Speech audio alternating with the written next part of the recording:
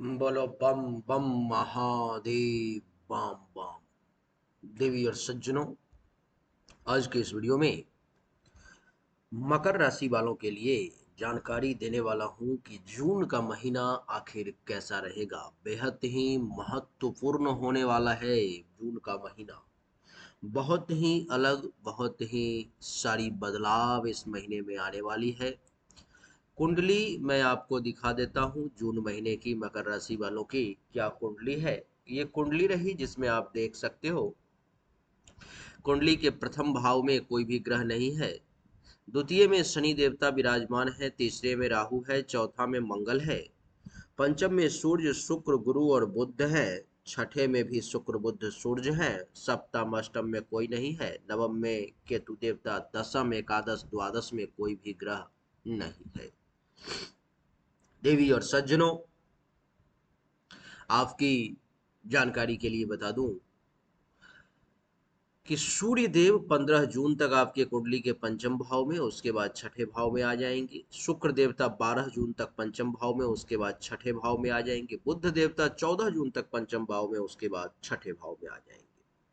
बाकी के ग्रह पूरे महीने इसी अपने अपने भाव में ही रहेंगे। इस पर मैं तो चर्चा करेंगे, लेकिन जो लोग पर्सनली मुझसे 100% गारंटी के साथ अपने बारे में, अपने जीवन के बारे में जानकारी चाहते हैं, उनके लिए मेरा हस्तरेखा अगर दिखाना चाहे तो हस्तरेखा दिखा सकते हैं। जन्म कुंडली अगर दिखाना चाहे तो जन्म कुंडली दिखा सकते हैं। उनके लिए मेरा व्हाट्सएप नंबर सामने है, 7062757996। इस नंबर पर में आप अपनी जन्म तारीख, जन्म समय, जन्म स्थान, दोनों हाथ के हथेली का फोटो अवश्य भेजें। आपको सही और एक्यूरेट जानकारी जो है सो प्राप्त होगी। आइए चर्चा को आरंभ करें और जानने की कोशिश करें कि मकर राशि वालों के लिए जून 2024 का समय आखिर कैसा रहने वाला है। सबसे पहली चर्चा जो हमारी होने जा रही है वो होने जा रही है भगवान सूर्य को लेकर के। देवी और सज्जनों, सूर्य इस कुंडली में पंचम भाव में 15 जून तक विराजमान है यहाँ पर में, और मालिक हैं सूर्य देवता कुंडली के अष्टम भाव के, इसके मालिक हैं। तो अष्टम भाव के मालिक होकर के पंचम भाव में सूर्य देवता बैठे हुए हैं।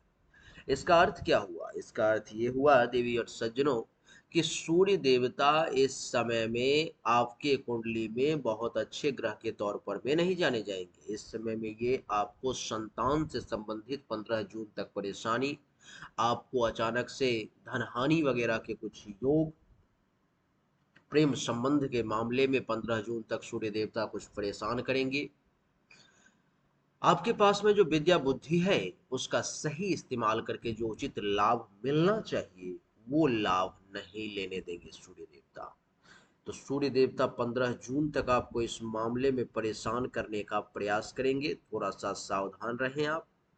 और 15 जून के बाद ये सूर्य देवता आ जाएंगे कुंडली के छठे भाव में, यानी कि यहाँ पर में। जब यहाँ पर में कुंडली के छठे भाव में आ जाएंगे देवी और सज्जनों, तो क्या होगा? 15 जून से लेकर के पूरे महीने ये कुंडली के छठे भाव में रहेंगे। इसका अर्थ ये हुआ कि 15 जून के बाद अगर दुश्मन आपको डैमेज करने का प्रयास करेगा तो ये सूर्य उसका नाश कर देंगे, यानी कि दुश्मनों पर विजय का योग सूर्य देवता आपके लिए बना रहे हैं। कोई केस मुकदमा वगैरह चल रहा है और 15 जून के बाद अगर उस पर कुछ कहानी होने वाली है, कुछ तारीख होने वाली है, अथवा कुछ फैसले की संभावना है, तो फैसला आपके फेवर में ही आएगा। देवी और सज्जनों, सूर्य के बाद अब बात करेंगे मंगल देवता की। मंगल देवता आपके कुंडली के चौथे भाव में मेष राशि में अपने ही घर में बैठे हुए हैं। एक तो केंद्र में और ऊपर से मेष राशि में। इसका अर्थ हुआ कि मंगल देवता इस समय में मकर राशि वालों के लिए चौथे भाव में एक राजयोग बना रहे हैं जिसका नाम है रोचक नामक पंच महापुरुष राजयोग। जिसका अर्थ ये है कि आपको इस समय में जमीन, मकान, गाड़ी, अचल संपत्ति, इन सब के सुख सुविधाओं का योग बन रहा है इस महीने में, जब तक मंगल देवता चौथे भाव में विराजमान है। हो सकता है तो आप जमीन मकान गाड़ी कुछ खरीद भी सकते हैं। आपको विभिन्न प्रकार के सुखों का योग मंगल देवता बना रहे हैं। मंगल देवता लाभ के भी मालिक है, यानी कि यहाँ पर में मंगल देवता का एकादश भाव का मालिक होना और चौथे भाव में बैठना, यानी कि जो लोग जमीन मकान गाड़ी अचल संपत्ति इन सब का व्यापार करते हैं, उन लोगों को भी कुछ विशेष लाभ के योग बनते हुए नजर आ रहे हैं। देवी और सज्जनों, मंगल के बाद बुध की बात करेंगे। बुध देवता आपके कुंडली के पंचम भाव में, यानी कि यहाँ पर में वृषभ राशि में 14 जून तक ये विराजमान रहेंगे। 14 जून तक बुध देवता के पंचम भाव में बैठने का अर्थ कि भाग्य का मालिक संतान के घर में चला गया और शत्रु का मालिक भी संतान के घर में चला गया, यानी कि 14 जून तक आपको अगर भाग्य का साथ चाहिए तो संतान से राय विचार करके ही कोई काम करें। संतान को थोड़ा सा आपका जो दुश्मन होगा वो डैमेज करने का निश्चित तौर पे प्रयास करेगा। उसकी ये कोशिश रहेगी कि आपके बच्चे को परेशान कर दो, लेकिन बुद्ध देवता उसकी सुरक्षा निश्चित तौर पर भी करेंगे। देवी और सज्जनों, आपकी जानकारी के लिए बता दूं कि बुद्ध पंचम से छठे भाव में आ जाएंगे। कब आ जाएंगे? तो ये आएंगे 14 जून के बाद। 14 जून के बाद जब बुध देवता छठे भाव में अपनी ही राशि मिथुन राशि में आ जाएंगे, थोड़ा सा बढ़िया फल जरूर देंगे, लेकिन परेशानी आएगी। परेशानी ये आएगी कि भाग्य भरोसे काम होने में थोड़ा सा रुकावट, थोड़ी सी बाधाएं ये आएंगी। अच्छा ये रहेगा कि अपने घर में है तो दुश्मन तो परेशान करने की कोशिश करेगा 14 जून के बाद, लेकिन आप उसको दबा देंगे, आपके सामने उसकी चल नहीं पाएगी। पेट से संबंधित कुछ समस्याओं का आपको सामना जो है सो करना पड़ सकता है, उस मामले में थोड़ा सतर्क रहना है। बुध के बाद देवगुरु बृहस्पति की अगर बात की जाए तो देवगुरु बृहस्पति कुंडली के पंचम भाव में ही पूरे महीने विराजमान रहेंगे। देवगुरु बृहस्पति कुंडली के 12वें और तीसरे भाव के मालिक है, अर्थात अगर आपका बच्चा विदेश में रह रहा है, जन्म धरती से दूर रह रहा है, तो उसकी पढ़ाई लिखाई में भी परफॉर्मेंस बढ़िया रहेगी।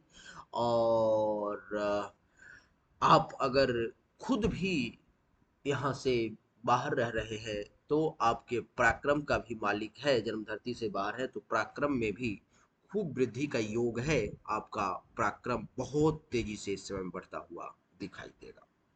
थोड़ा सा देवगुरु बृहस्पति आपको खर्च वगैरह ज्यादा करवाएंगे, हो सकता है तो संतान को तबीयत को लेकर के, स्वास्थ्य को लेकर के थोड़ा सा परेशान हो सकते हैं, जिससे कि आपको थोड़ा सा ये हो सकता है कि हेल्थ वाइज इशू वगैरह कहाँ से आ गई। उसका कारण है कि देवगुरु बृहस्पति कुंडली के 12वें भाव के मालिक हैं और संतान से भी ये छठा भाव है, इसलिए हॉस्पिटल का खर्चा, कुछ रोग वगैरह संतान को लेकर के आपको परेशानी में आ सकता है।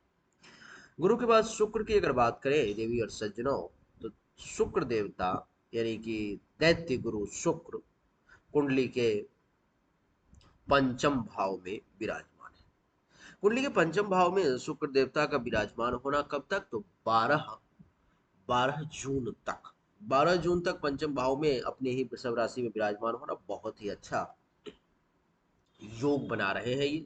इसका अर्थ ये हुआ कि अचानक से धन लाभ वगैरह के कुछ रैंडम योग बनेंगे। जुआ, सट्टा, लॉटरी, अथवा कहीं पैसा दे रखा था वापस नहीं हो रहा था, भूल गए थे, तो इन सब जगहों से कहीं ना कहीं से आपको विशेष धन लाभ का योग जो है तो शुक्र देवता बनाएंगे। प्रेम संबंध वगैरह के मामले में आपको कहीं अफेयर वगैरह शुरू करवाने का प्रयास कर सकते हैं। इसके बाद शुक्र देवता जो है सो चले आएंगे 12 जून के बाद आपके कुंडली के छठे भाव में। ये भी सूर्य और बुध के आसपास आ जाएंगे। सूर्य और बुध के आसपास आ जाएंगे और छठे भाव में रहेंगे, तो क्या होगा कि पिता बीमार पड़ सकते हैं, संतान आपकी बीमार पड़ सकती है 12 जून के बाद इस दैत्य गुरु शुक्र के कारण। इस मामले में थोड़ा सा परेशानी का आपको सामना करना पड़ सकता है।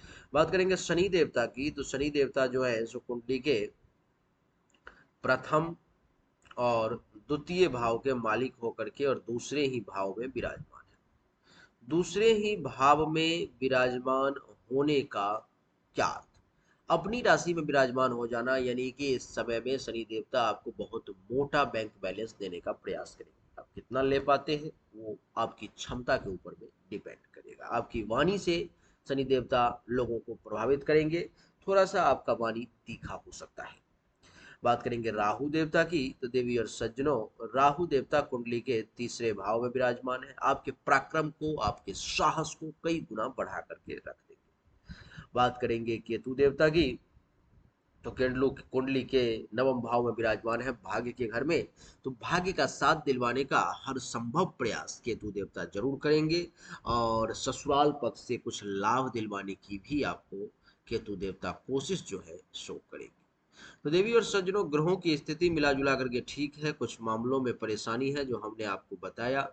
अगर उसका समाधान आप चाहते हैं तो 15 जून के बाद सूर्य के मंत्रों का जाप निश्चित तौर पर में करें, अथवा सूर्य को 15 जून के बाद जल जरूर दें। बुद्ध की अगर बात करें तो बुद्ध देवता को भी आप 14 जून के बाद गाय को हरा चारा खिलाएं, और शुक्र देवता की अगर बात करें तो 12 जून के बाद सफेद कलर की चीजों का दान करें, आपके लिए ज्यादा बढ़िया रहेगा। तो देवी और सज्जनों, यही थी मकर राशि वालों की जून 2024 की भविष्यवाणी, जिसमें हमने आपको बताने का प्रयास किया कि बहुत ही बेहतरीन, बहुत ही महत्वपूर्ण और कुछ उतार चढ़ाव से भरा हुआ ये समय रहेगा। अब फिर कहता हूं, अगर अपने बारे में पर्सनली, ये जो है सो 50% से 100% लागू होता है राशिफल, लेकिन जन्म कुंडली अथवा हस्तरेखा से जानकारी जब आप लेंगे तो वो आपके ऊपर में 100% लागू। अगर आप मुझसे जानकारी चाहते हैं तो ये व्हाट्सएप नंबर है 7062757996। इस नंबर पर में अपनी जन्म तारीख, जन्म समय, जन्म स्थान, दोनों हाथ के हथेली का फोटो अवश्य भेजेंगे, आपको सही और एक्यूरेट जानकारी निश्चित तौर पर में प्राप्त होगी। अगर आपने अभी भी इस वीडियो को लाइक नहीं किया है तो लाइक करके चैनल को सब्सक्राइब कर दें, 2 4 5 लोगों को शेयर कर दें, ताकि सही जानकारी सही लोगों तक पहुंच सके। आप सभी का एक बार फिर से बहुत बहुत धन्यवाद। Thank you so much. जय हिंद, वंदे मातरम, बोलिए राधे।